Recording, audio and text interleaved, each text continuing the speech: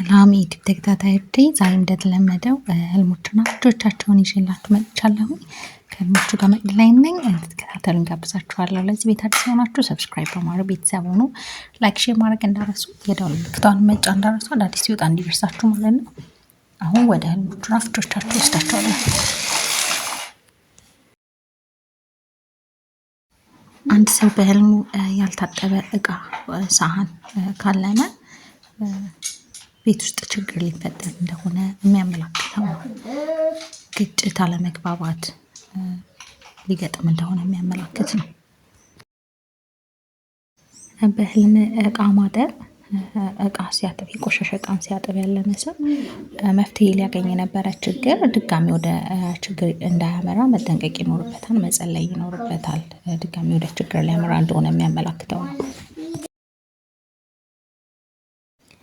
ቡና ሲወቅጥ ያለመ ሰው ስሙ ሊጠፋ እንደሆነ ወይም ደግሞ ስሙ እየጠፋ እንደሆነ በውጭ የሚያመላክት ነው። ባላረገው ነገር ስሙ እየጠፋ እንደሆነ የሚያመላክተው ነው።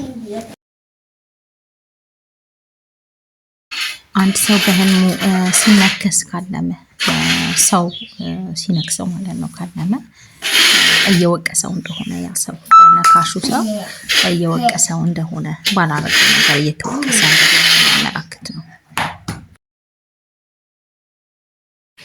በህልሙ ወጥ ሲማሰል ካለመ፣ አንድ ሰው ወጥ ሲሰራ ወይም ደግሞ ሲማሰል ወጥ ካለመ ነገር ነው የሚያመላክተው። ስለዚህ ነገር ሊመጣበት እንደሆነ የሚያመላክተው ነው። መጠንቀቅ ይኖርበታል ማለት ነው። ቤት ውስጥ እሳት ሲነድ ካለመ አንድ ሰው ይህን ነገር ነው የሚያመላክተው። እሳት ነገር ነው። በተጨማሪ ደግሞ ያው እሳት ሲጠምንም ነው የሚያመላክተው እና መጸለይ ይኖርበታል። አንድ ሰው በህልሙ አይኑ ታውሮ ካለመ አንደኛ ያው ስለት ካለበት ስለት ማስገባት ይኖርበታል። ሁለተኛ ደግሞ ዙሪያውን በደንብ ማየት እንዳልቻለ፣ ዙሪያው ምን እየተፈጠረ እንደሆነ ማየት እንደሚኖርበት፣ ለዙሪያው ላሉ ነገሮች ትኩረት እንዳልሰጠ የሚያመላክተው ነው። አንድ ሰው በህልሙ ትልልቅ አይነት ካለመ ሀብትን ያመላክታል። በተጨማሪም ደግሞ ያው በውርስ የሚያገኛቸው ነገሮች እንዳሉ ሀብትን አጠቃላይ ያመላክታል።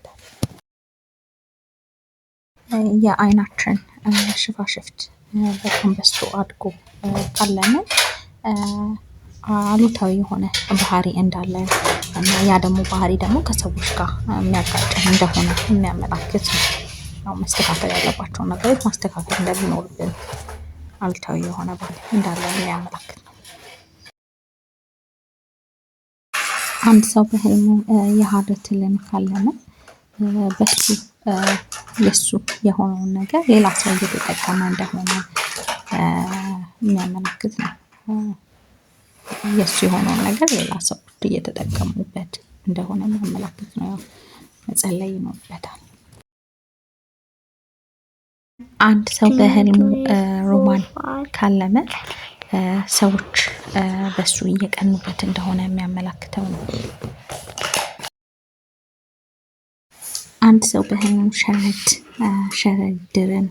ሸረሪትን ካለመ የሆነ ሰው እሱ ላይ እያሴረበት እንደሆነ፣ መጥፎ ነገር ሊያደርግበት እያቀደ እያሴረ እንደሆነ የሚያመለክት ነው። የሸረሪት ድርን ካለመ ሰው። አንድ ሰው በህልሙ ቦምብ ሲፈነዳ ካለመ የሆነ ሰው ሊወቅሰው ወይም ደግሞ ሊያሾፍበት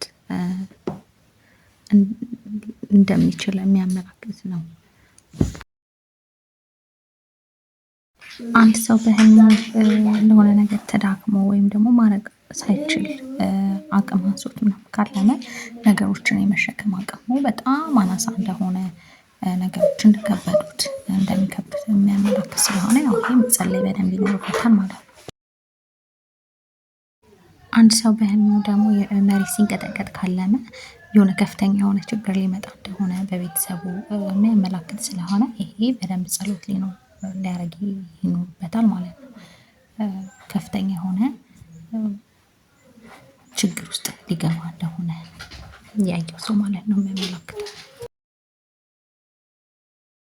አንድ ሰው በህልሙ ጥቁር ሴት ስትመታው ካለመ ይሄ ድንገተኛ ህመም በሽታ ስለሆነ በደንብ ጸሎት ማድረግ ይኖርበታል። ጥቁር ሰው ሴጣንን ስለሆነ የሚያመላክተው ሲመታ ደግሞ በዛ ካለመ አንድ ሰው ህመም ነው፣ ከፍተኛ ህመም ስለሆነ መጸለይ ይኖርበታል በደንብ ማለት ነው።